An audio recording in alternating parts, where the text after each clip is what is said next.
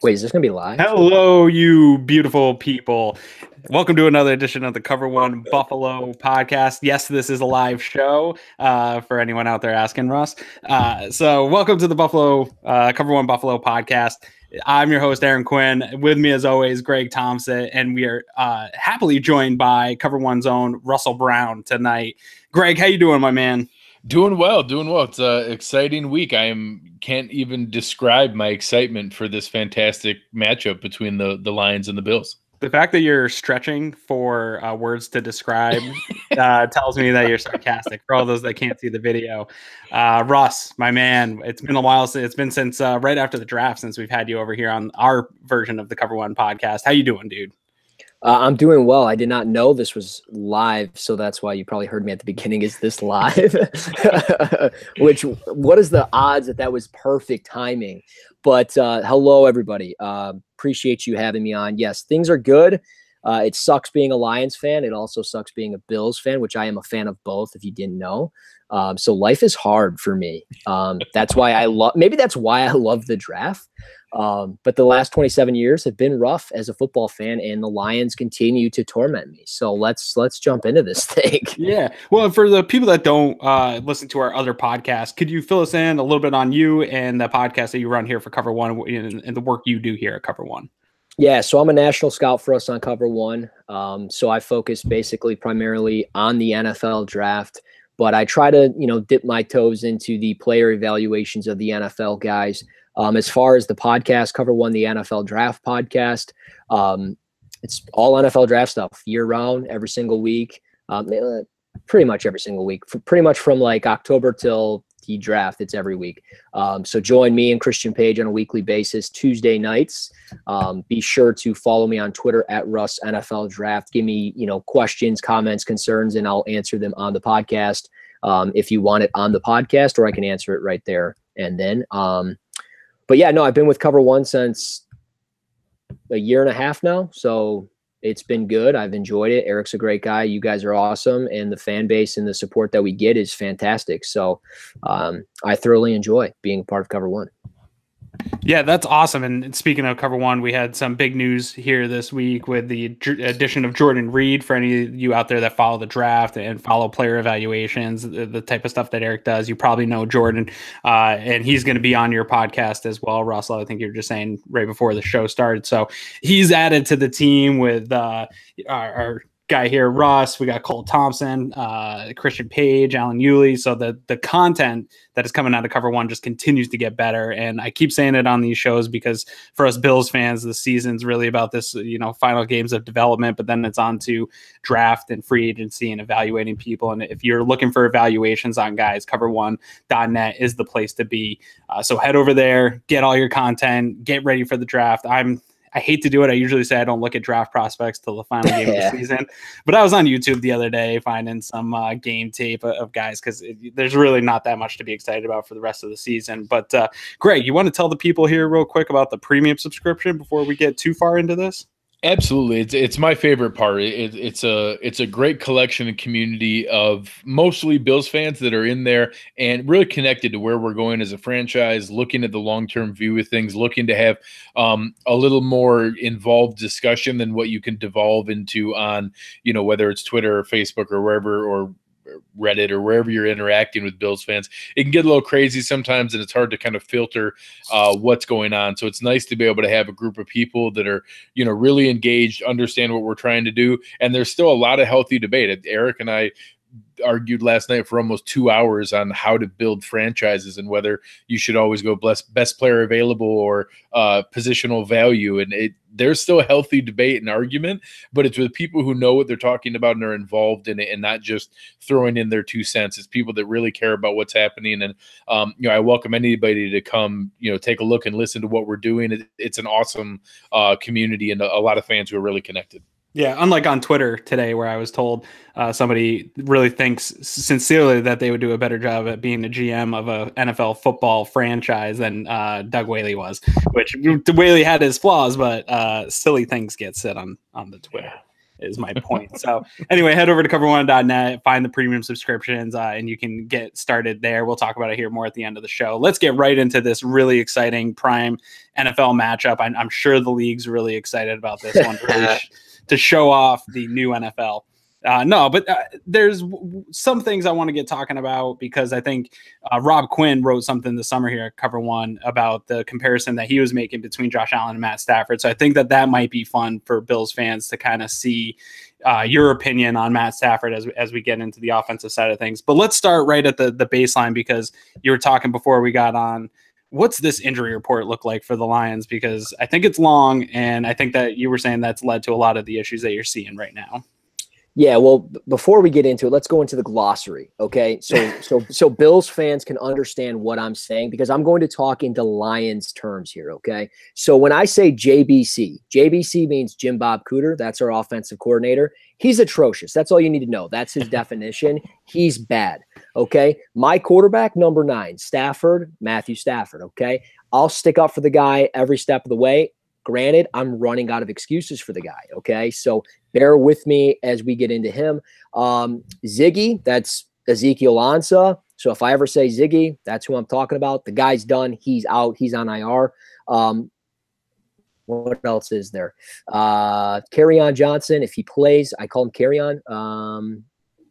That's so you're not just telling us to carry on, gentlemen. It's yeah, exactly. So if I say carry on, I don't mean like carry on the conversation. I mean, hold on. I'm talking about Kerryon Johnson. So, but no, in all reality, the injury report is a mile long. I mean, it is freakishly long. There's so many injuries right now. And I think part of it is maybe the intense practices that Matt Patricia was running all summer long. He had guys outside when we play indoors. Like in November, we were practicing outside for some reason, which didn't make any sense. But TJ Lang, starting right guard, he's out for the season. Probably his career is done. He's had a neck injury. He's had plenty of concussions, ankle injuries. So he's probably near the end here. He was a product of Eastern Michigan. He, grew up in, I want to say like the Brighton area. No, I'm sorry. He went to Brother Rice. So he was a local product coming home. It was supposed to end a little bit better than this, because he went from Green Bay to here, but it just didn't happen. But they've replaced him with Kenny Wiggins, the backup right guard, who has been just terrible. He was a fit for the Chargers. He looked okay over there, but he's been just bad. Rick Wagner, he's got a concussion. That's our starting right tackle. Ziggy Ansah is out for the season with a shoulder injury. Jamal Agnew, our defensive back, who was a very talented punt returner and a special teams guy, he's done for the year.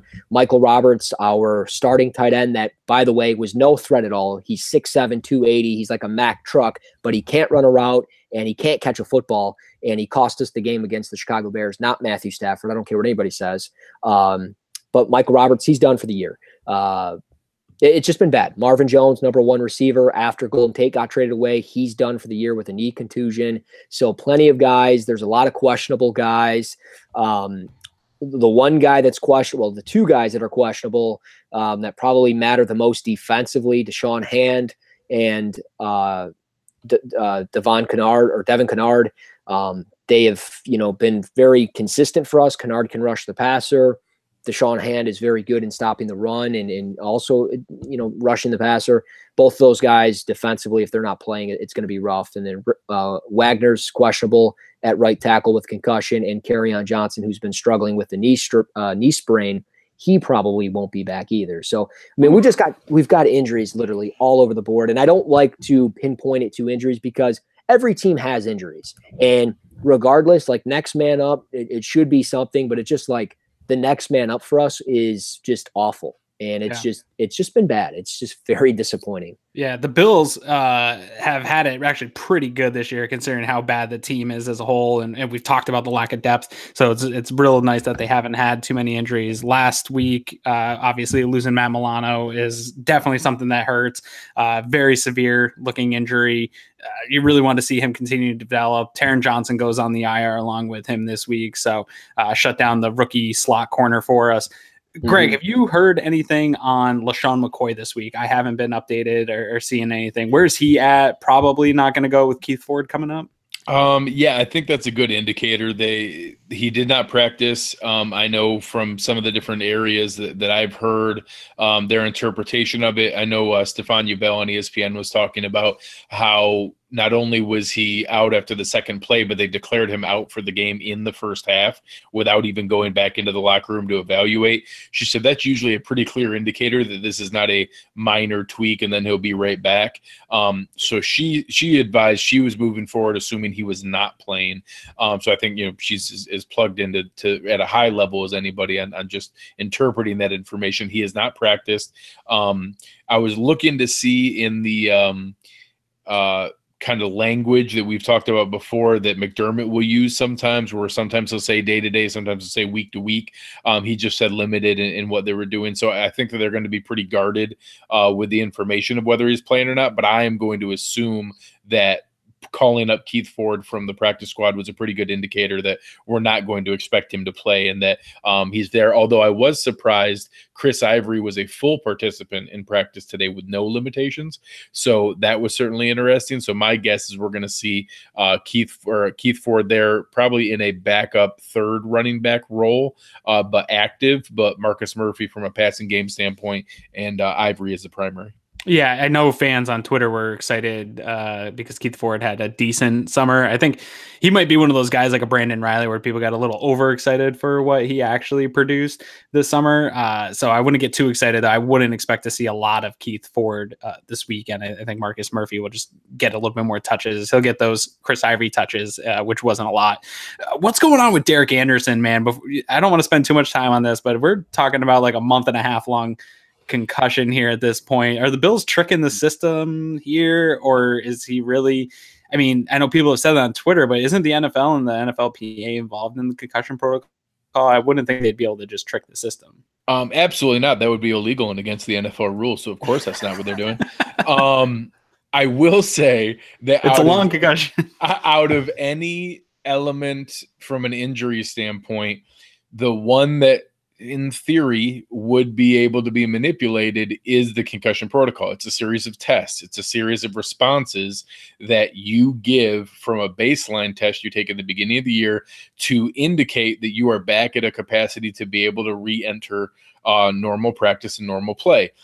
So if a player had decided that, hey, I can still contribute in the positional room and being around the team, but I don't really want to suit up on Sunday and play, he could give the responses that he knows would not be of a passing nature and could then continually fail the exam and stay within the concussion protocol.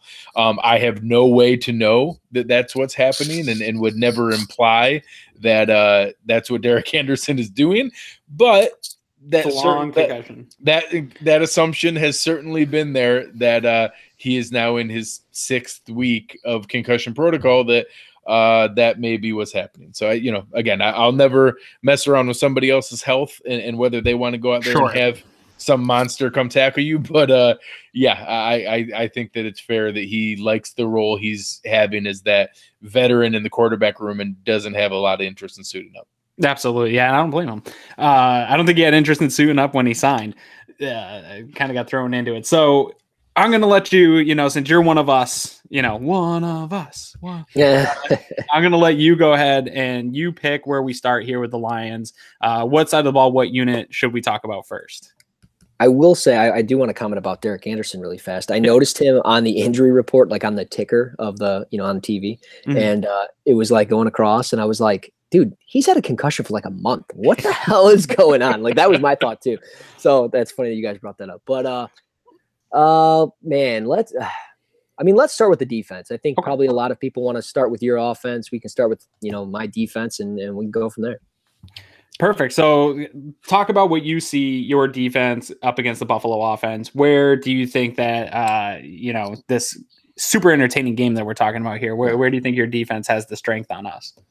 Well, I'll start with just up the middle. I mean, Damon Harrison has been a fantastic addition. Snacks. Yes, Snacks has been fantastic for this defense, and he has really turned this run defense around. They were one of the worst run defenses in the league. They had allowed 26 or the 26th worst run defense in the league, and now since he's arrived, they're in the top 5 as far as like the last 5 or 6 weeks. They might be even the top, but they've been like allowing close to 50 yards on the ground every game, whereas before they were allowing well over 100. They were allowing, about 5.3 yards per carry. Now they've been allowing about 3.5 yards per carry every single game. So he's been a big piece. So whether it is Shady, running the football, or Chris Ivory or Murphy or whoever, or even Keith Ford, where they're at right now, it seems as if, stopping the run, they should be fine and they should have success doing it. But it doesn't really matter because Josh Allen is your best running back. I don't care what anybody says. And he's been fantastic as far as running the football goes. So that's something that scares me a little bit. How can we stop him? It seems like we've always struggled putting a spy on a quarterback, whether it was Cam Newton or Russell Wilson. And I think the same is going to happen here with Josh Allen.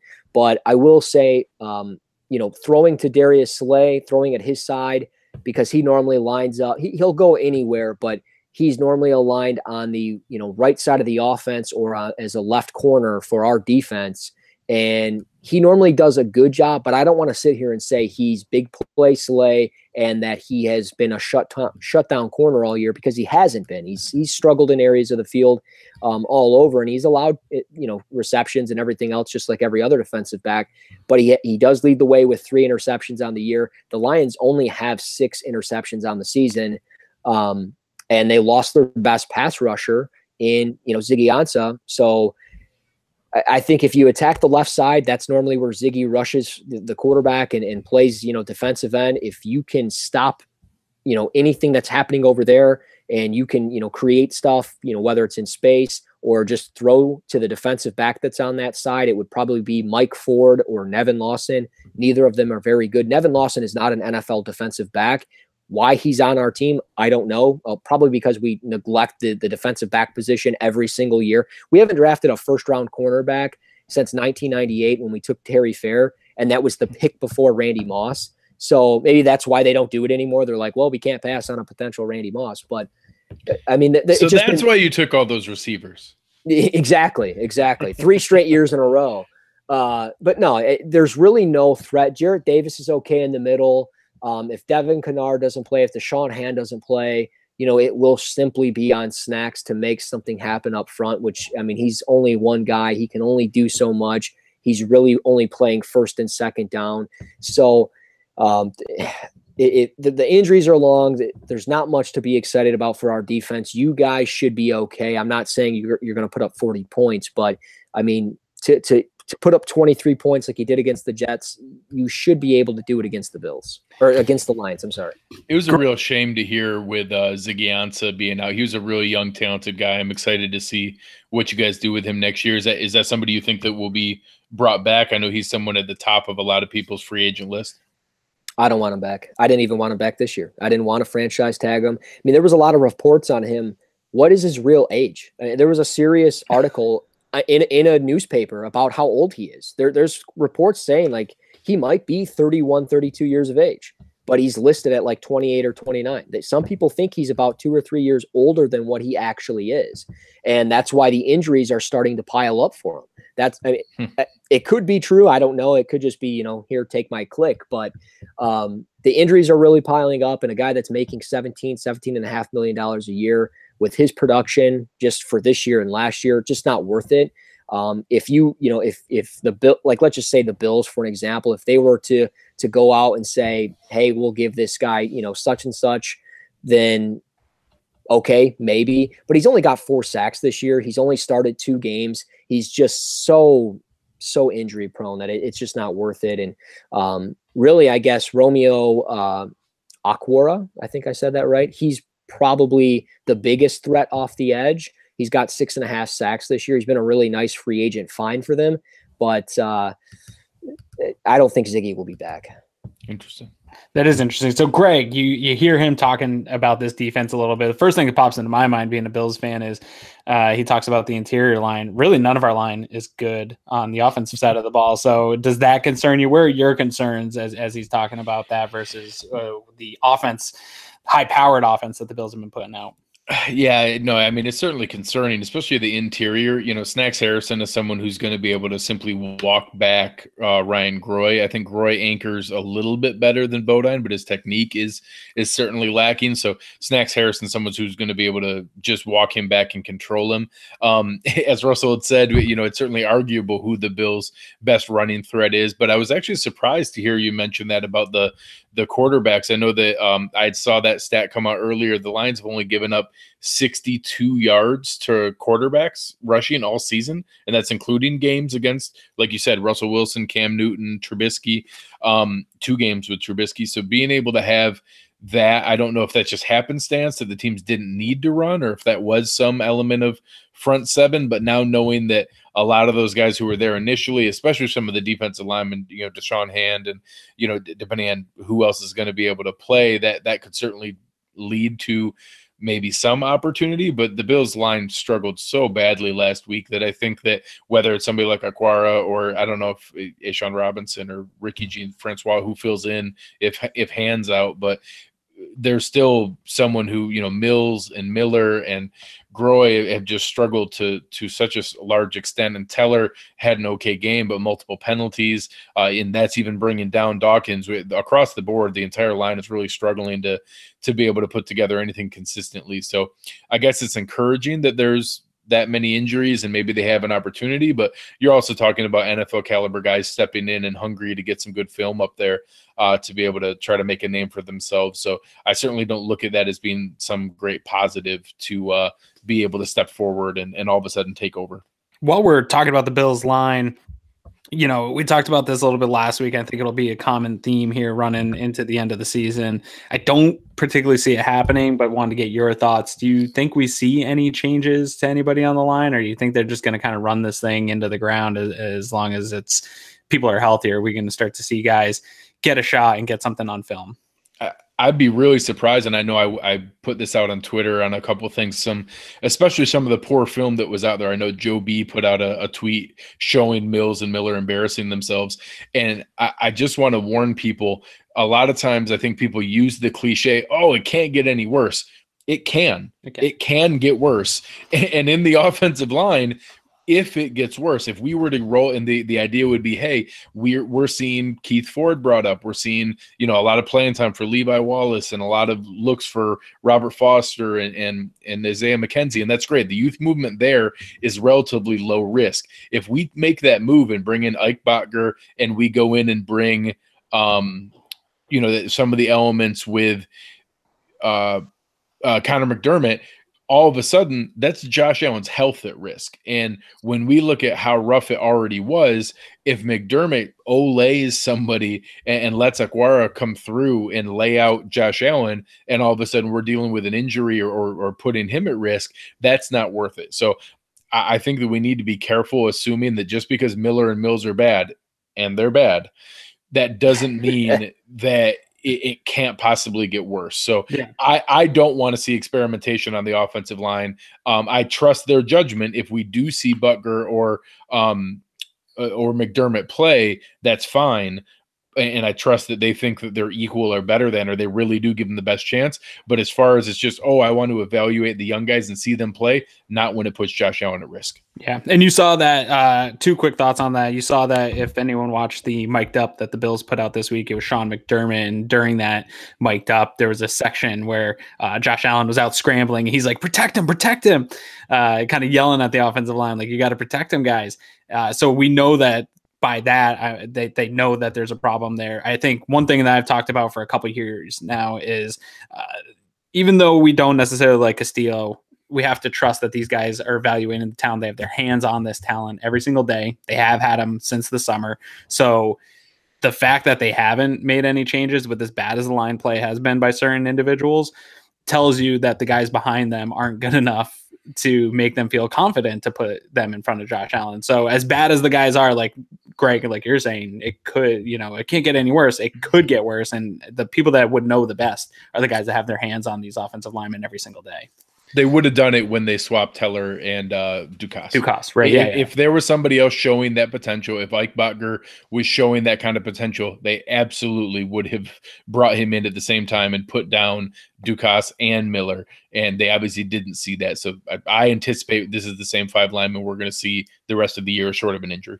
Yeah, and I think it was funny because Russ said, what did you say? Like, if the Bills can score 23 points, I think he threw that number out there. Yeah, you'll be all right. That's how we have been actually talking about the Bills almost every single week on this podcast, especially early on when we had the historically bad offense happening. Obviously, things have gotten a little bit better, but I would say if another team scores 14 to 17 points on the Bills, the game's over. There's no coming back from that. So this game, when we're talking about two teams like that, this could be an incredibly ugly game. Greg, what do you think as far as, if Shady's out, there isn't a lot as far as guys around the NFL. Obviously, Bills fans know and are excited about some of the youth movement we have, but none of these guys are productive NFL players. Who is the kind of guy that's going to step up and have a game and help Josh Allen out? I mean, it's hard to assume anything outside of the standard fare. Our running game has been so poor because of the line. And I got into that with a couple of people that have really been going at Shady. And don't get me wrong, there's been some, indecision and some, lackadaisical effort to hit the hole and trying to bounce a lot of things out. And I get that. That's his style. But when he was out, Chris Ivory didn't do anything either.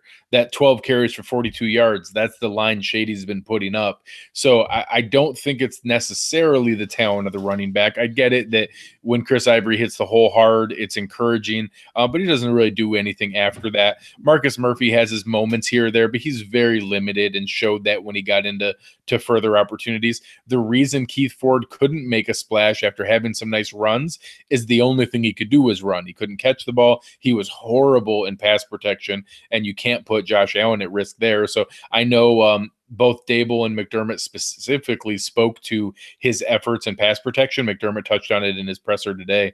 That's encouraging that Ford has done that, but I don't expect anything in particular to step forward, especially with the improvements that Russell touched on in the Lions run defense. So I anticipate it's going to be similar. We're going to hand it off enough to keep them honest. Most of the rushing yards will probably come from scrambles from Allen, and the rest of it's going to be in the passing game. But honestly, that's what we want to evaluate anyways. Absolutely. Yeah. So I want to get into this real quick with Russ because I want to talk about the offense and talk about his frustration with Jim Bob Cooter, because a couple of years ago, he was a hot name. We were hearing people wanted him as an offensive coordinator and as a coach. And the way Russ is talking about him, he might not have a job for long as an offensive coordinator. But before we get too deep into that, like I said earlier, our own Rob Quinn at one point had written an article kind of saying, comparing a little bit Josh Allen to Stafford. I would love if Josh Allen's ceiling was Matthew Stafford. Stafford's been a pretty polarizing quarterback in the league, being taken where he was, hasn't had led the franchise to the success that I think you want a person picked at that pick to take you. But I would totally be happy if Josh Allen even turned into close to the quarterback that Matthew Stafford is. For Bills fans going through this process, I mean, Bills fans are some of them are already saying this guy's no good. Let's draft another quarterback. What type of patience has it been being a Lions fan? And what type of patience do you need? And what can you tell Bills fans about that patience of letting a guy evolve and going with the ups and downs of the quarterback like that? Well, it's hard.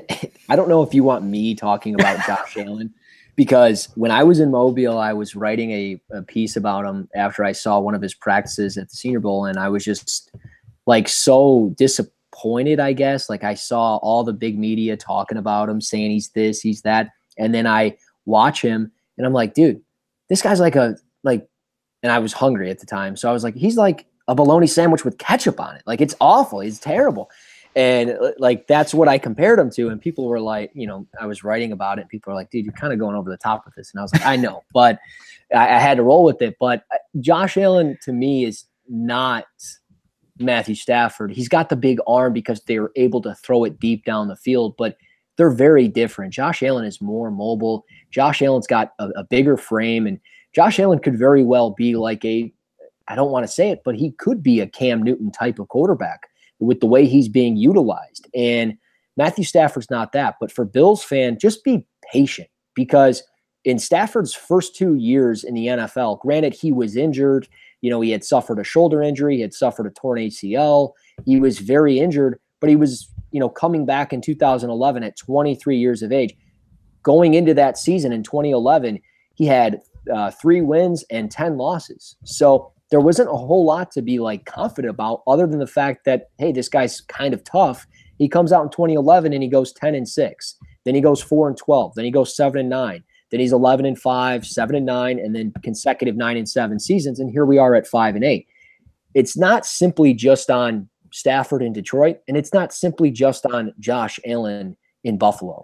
You don't have Tom Brady. Nobody's saying that these guys are Tom Brady. If that's your expectation, you need to read a book about football. Tom Brady is 1 in a million. Tom Brady is a different animal. And I get it. You guys have to play against him twice a year. He's been haunting you for the last 17 years. You guys hate him and despise him. I understand it. But, good. You're familiar. Yes. I kind of know the backstory, right? But you can't go in and expect these quarterbacks, whether it is Stafford or Allen, to be that. You can't do it. And with Stafford, I guess I throw every excuse out there for him, because I don't think we're ever going to see another quarterback in the entire, from 2000 to 2009 when we drafted him. We saw 9 different quarterbacks. I saw Mike McMahon. I saw John Kitna. I saw Jeff Garcia, Dante Culpepper, Dan Orlovsky. So many different quarterbacks come in and out of this system. Sean Hill. There's so many different names. We finally had a guy that was consistent, had the talent level. Maybe he didn't have enough to go over it looks like he doesn't have enough to go over the top. But if you put some talent around him, like a Golden Tate, which you took away his best weapon, his favorite target, no doubt about it, you took it away, and then you're like, all right, go out there and play football, win me a football game. I mean, ever since that moment, ever since they traded him away, it seems like Stafford just kind of been like, man, why even show up to work? I'm just going to show up, get paid. So it's, he's a guy that I think is frustrated with where the offense is in. He's frustrated where the organization is. Josh Allen, he's a rookie. He's not going to know, the life of a Bills fan. He just got there. Let him prove himself. And yeah, maybe it's not reflecting into wins and, what you want to see. But at 4-9, you guys are better off tanking and losing the rest of the way. This is just about him gaining experience. I know a Bills fan's not going to want to hear that, but being 4-9 or ending the season 4-12 looks a lot better in the draft rather than 7-9, because that's going to be all the difference in the world of getting you an offensive tackle that you need, like Jonah Williams, or an offensive tackle that you're going to reach for, or a receiver that you know nothing about, because receivers in the first round are hit or miss. And if you're picking 16th or you're picking 7th, you're going to force your hand. So be patient with them. Don't worry about wins and losses right now. Just worry about him not getting hurt and worry about him performing to the expectations of what a rookie quarterback is. I mean, look at Josh Rosen. He was, taken 10th overall, and he's not living up to the expectations, but you have to be patient with the process. So as I see you always talking, Aaron, in the general Slack chat there, trust the process. You have to trust it. You have to believe in it. And I will say Josh Allen is making a believer out of me. I mean, he really is. He is better than I thought he was going to be. His floor, and Tim Graham wrote a great piece for The Athletic right after the game last week. And I think I was very adamant about not drafting him, but I think for almost everybody and a lot of the draft analysts on Twitter, I think his floor is a lot higher than a lot of us assumed it was going to be. I think he's at least a NFL caliber quarterback. Whether that's a good one or not, we don't know. That could be just a, like a Tyrod Taylor, just good enough to continue to stick on rosters. We're not sure yet, but it's higher than I thought it was. One thing, just so you know, in the future, we don't want to say Jonah when it's too much around Greg. I don't want to get him too excited about that. That's my number one draft. I desperately want Jonah Williams protecting the blind side of my man, Josh Allen. He makes the most sense for that team because of, Brian Dabble, obviously, and you guys can check it out on cover1.net. I wrote an in-depth piece about the technique of Jonah Williams and just how technically gifted he is. He is the best offensive tackle. Don't listen to what any other site out there that says Greg Little or Max Sharping or Yadni Kajust. don't listen to those sites. Those are talented offensive tackles, but the guy you want is Jonah Williams. He's a natural fit for your offense. You could play him at left tackle. I think he's best suited at right tackle. And because you do have Deion Dawkins there, you play him opposite or however you want to do it. It doesn't matter. Brian Daboll will figure it out with them, and you'll be good to go. But he's a best fit because of Daboll. He protects your quarterback, your investment, and the offense will start going right. Don't worry about the weapons. Josh Allen has that deep ball. He has that arm. He'll get it into spots that other quarterbacks can't get it into. He has Robert Foster. You're seeing what he's doing with that. I mean, the guy's a speedster going vertical up the field. He'll make it happen. So don't worry too much about that stuff. Worry about building something up front and continuing what you do well, and that's running the football. I mean, let's be honest. The Bills are a run-first team, and they do it maybe better than at least half the league for sure. There's Eric always talks about that the one – obviously we've been reassured by Josh Allen in that what we didn't know coming in, all the intangibles and those kind of things. And what you see a lot of times when you have a guy that's physically gifted, and obviously from the highlights, we can see that Josh Allen is incredibly physically gifted. A lot of times those kind of guys rely on that and have always just said, oh, I'll just let my athleticism take over. He's incredibly humble. He's incredibly hardworking. He's very self-aware and self-critical of things. He's the coach's dream up there at the podium with all the nonsense, gibberish and coach speak. But he's then incredibly hardworking from a focus and talent standpoint. So some of the guys that people tried to compare them to, I've actually not pushed away when they said Jamarcus Russell and Jeff George and people like that. Yeah, if you took Jamarcus Russell and gave him a ridiculous work ethic and a really good attitude and made him coachable, maybe Josh Allen can be what he was supposed to be and what he had the potential to be. So I get it. Maybe he turns out not to be great. And you brought up Stafford. Stafford was under 60% completion percentage 4 of his first 5 years. That's a great trend to be able to see, hey, is it possible over time to improve? Matt Ryan did a similar track, that it's not impossible to improve that. Now, he's never going to become Drew Brees at 77%, but it doesn't mean that just because he's in the low 50s now doesn't mean it can't improve as he goes forward. So there's a lot of things that are reassuring. Aaron and I were on the same page. I was desperately in the anyone but Josh Allen camp going into the draft, and I've been won over that, hey, maybe we did stumble onto something here. Yeah, no, definitely. And I want to get more back into the Lions here because it was surprising to hear you say how much you dislike Jim Bob Cooter because of how hyped he was a couple years ago. What is going wrong over there in Detroit? Is it the bringing in Patricia or things not going well there? What's going on with Cooter? What's going on with the offense? What's it look like for this matchup and then into the future for the Lions? To be honest, I've never been a big fan of him. I've never really been a big fan of this offense. I think it's very one-dimensional. I think it's very predicting. You can go in and look at it and just kind of know what's going to happen. They ran a lot of stuff out of pistol, and there was stuff that I was doing last year, just summer study stuff, watching the Lions, and I noticed certain things when they were out of pistol. I kind of saw what direction they were going to be running. So, like, if you can kind of follow along with my hands here, like Stafford's here and like a little bit offset to the right was the running back. And that was the direction they were going. They were going to the right. If they were going left, it would be like that. And that's what defenses were seeing. And then like probably the same calls, but then there was a game earlier this year. They were playing the Bears, Roquan Smith, number 58. Stafford says, check 58. Check 58. I would assume check 58 means, hey, watch blitz, something along those lines. Guess who gets the sack? Number 58, Roquan Smith. So, I mean, I know Roquan's very talented, but you mean to tell me nothing happens there? And then just passing the football, Marvin Jones, Kenny Golladay constantly running comeback routes. They always run these routes 12 to 15 yards down the field because Stafford does have the big arm and he can put it in spots that, let's be honest, some quarterbacks can't put it in.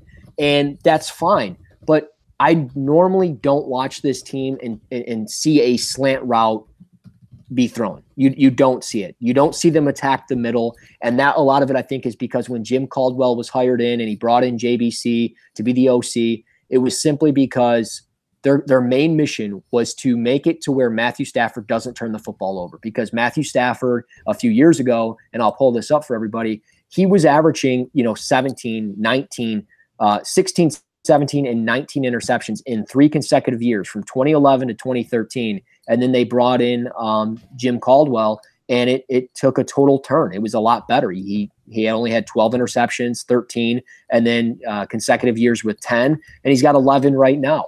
And a lot of that is, with those comeback routes, you're throwing it towards the sideline, so it has a lesser chance of being intercepted unless the corner completely jumps the route.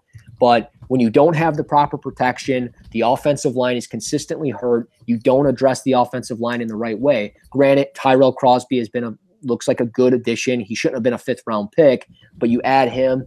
So if you can continue to address the offensive line and give your quarterback time, things will be different. But overall, their offense is just so one-dimensional. And when you had Golden Tate, you kind of knew it was going to be a short pass, let him do yards after the catch and create. And you took that away. So now really your main focus is gone. And now you don't have anything. And Kerryon Johnson has been kind of a steady playmaker running the football. He's been out the last 2 weeks with a knee sprain.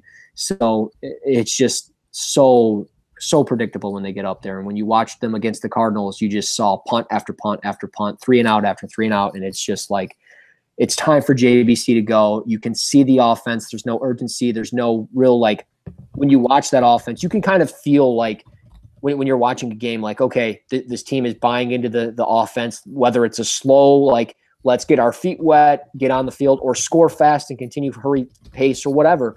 You can kind of sense that with the Lions, there's just nothing. Maybe it is Stafford. I think part of it is they don't want to play for this offensive coordinator anymore. Oh, that's tough, man.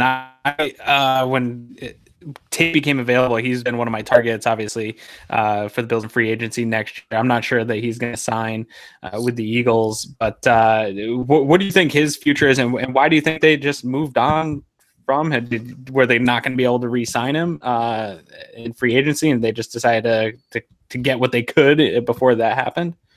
I'll tell you, it looks really dumb right now because the salary cap's increased by $10 million. So it looks like a bad move, but it was a business decision. When at the time you didn't know what the cap was going to be for next year, you saw it and you said, okay, well, odds are we're not going to re-sign this guy. He's on the wrong side of 30 now. He's a slot receiver. Do you really want to pay a guy 3-4 years for $10-11 million a year to be a slot receiver in this offense? Sure. But you see what he's doing with Philly. It's been so hit or miss. He's just not a fit for them, and they don't know how to utilize him. So maybe they do get a draft pick out of it, and maybe he does come back to Detroit. But to be honest, I just don't see it happening. So I think Golden Tate's a guy that's probably going to go to a Super Bowl contender. Maybe he goes back to Seattle, but I think he's going to be, looking to win a championship more than anything. So not Buffalo. Then is what no, not at all. Oh, dang. Well, way to kill that for me there. Well, maybe. I mean, you never know. I never thought that who was it, T.O.? I never thought he was going to sign, sure. And he did. I just love I've always been a fan of his and the production. I got into it with a bunch of people on Twitter because he's like you kind of said on the wrong side of 30. I said guys like that find ways to produce. He's always been productive. If he gets on the right team, he's gonna go out there and produce. The Eagles have their own issues this year that we won't get into on this show too much. But I think if he gets on the right team, he's still got a couple years of production left because he's a gamer, man. He just knows how to get it done. Greg. Defensively, we kind of know what to expect out of the Bills against whoever they're playing against. I think they can stand up to almost any offense in this league, and we've seen that here throughout the season so far. Some of these injuries that were changing things a little bit. I want to get your perspective on, we've got no Milano going into this game. What's that depth at linebacker going to look like? How are the Bills going to play that? And then obviously Johnson's been out a couple weeks now, but how does that impact things moving forward here? With this defense and what we should expect for this game and into the rest of the season here. Yeah, I think we're still going to be strong relatively. Obviously, we've been without Taron Johnson for a couple games. I think Denzel Rice did okay. They played Raphael Bush and kind of the big nickel there as a third safety. one that worries me is Milano, and that, are we now going to put Zoe in coverage and he's going to be more in that area? Are we going to see some, Julian Stanford play a little bit more? Does Corey Thompson get an opportunity? That makes me a little bit nervous. You have your Theo Riddicks, you have, shifty guys if Bruce Ellington plays. I think that I'm comfortable with Trey covering Galladay. Galladay still can high point it and probably go up over top of White for a big play here or there. But overall, I think Trey is going to be fine. So I think the defense will be okay. Detroit hasn't had a running game other than that stretch where Kerryon Johnson got going a little bit. So I think they'll be all right. But again, some of the injuries on the offensive line are adding up. So, it's a war of attrition this late into the NFL season, trying to figure out who's still surviving and who's still out there. So, the Bills defensive injuries against the Lions offensive injuries are probably a net neutral.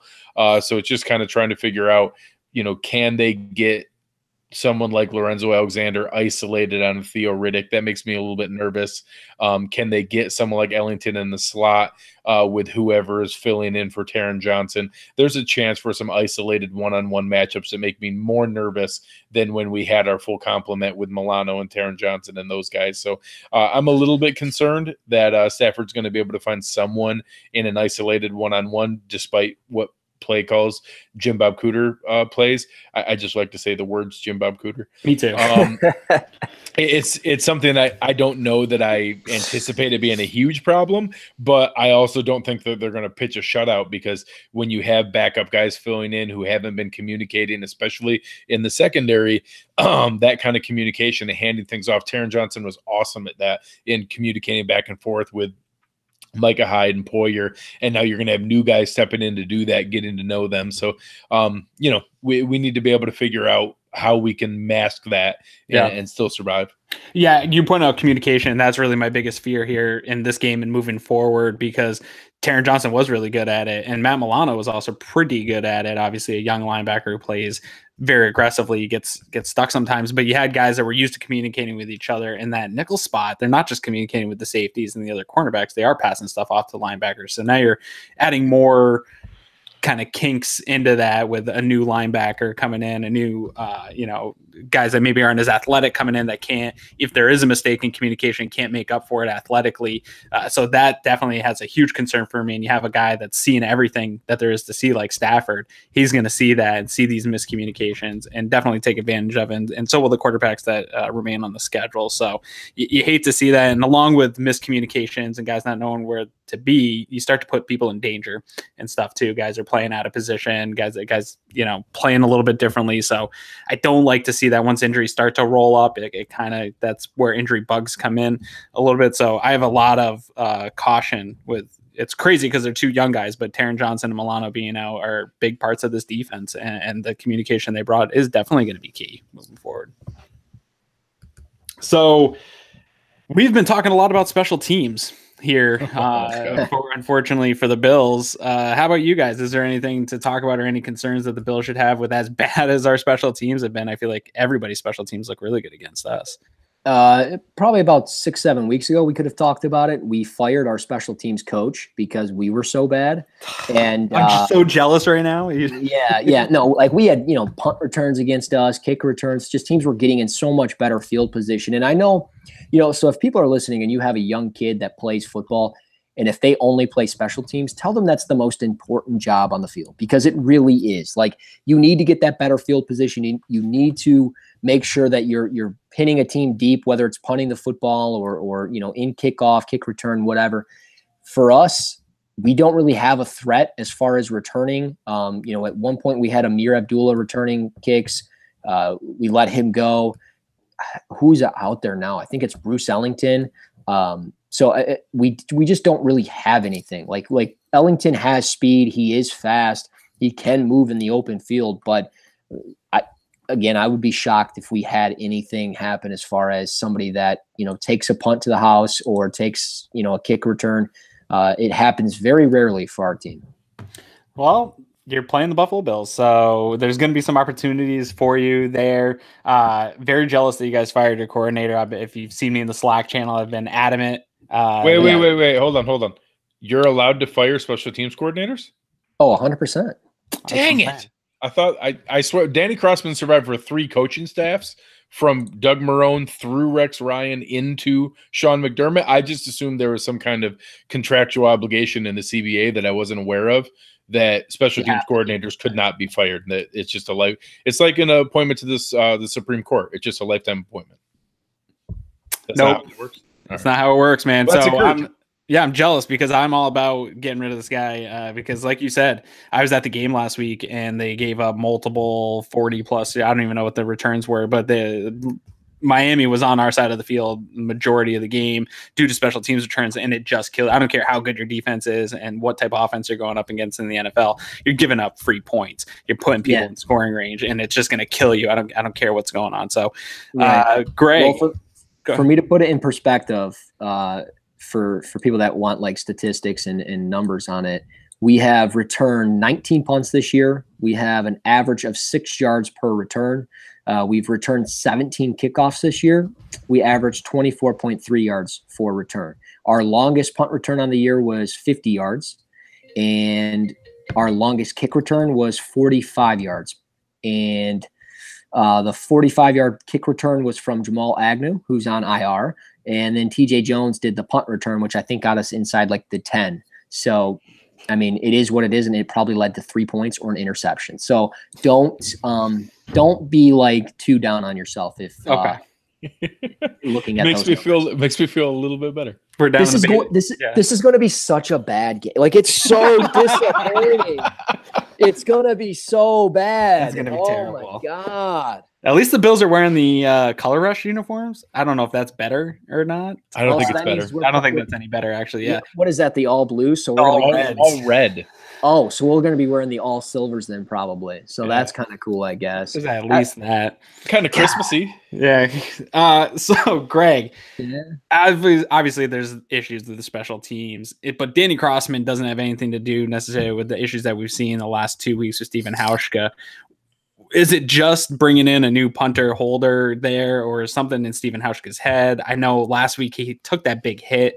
I'm wondering if some injury had something to do with what was going on there, but it's very out of the norm, very abnormal performance that we're seeing from Stephen Hauschka. Can we expect more of that, or should we just anticipate him going back to where he was?